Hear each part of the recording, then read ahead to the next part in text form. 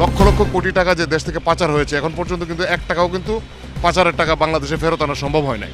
যেহেতু এই টাকাগুলো বাংলাদেশের মানুষের টাকা, ট্যাক্সের টাকা, এই টাকাগুলো যদি বাংলাদেশে ফেরত আনা না যায় তাহলে আতঙ্ক পুরোপুরি কাটবে বলে আমার মনে হয় না। এই মানব শক্তিকে যদি আমরা অর্থনৈতিক শক্তিতে রূপান্তর করি, তাদেরকে যোগ্য তৈরি করি এবং আমরা বিদেশে এই যোগ্য মানবগুলোকে স্থানান্তর করি, তাহলে আমাদের উন্নতির গ্রাফটি আরও উন্নত হবে। সৌদি আরবের বা দুবাইয়ের 1 টাকা সমান আমাদের দেশে 33 টাকা 2 পয়সা বর্তমানে। তাহলে 1 লক্ষ টাকা যদি উপার্জন করে, তাহলে এখানে বাংলাদেশে 33 লক্ষ টাকা উপার্জন হবে। শুধু ভোটের রাজনীতি করলে হবে না, বাংলাদেশের রাজনীতি করতে হবে দেশটাকে উন্নয়নের জন্য। আমরা চাই আমাদের দেশ সুন্দর হোক, সফল হোক, আগামীর প্রজন্ম আরও বেশি সমৃদ্ধশালী হোক, দেশ সমৃদ্ধশালী হোক।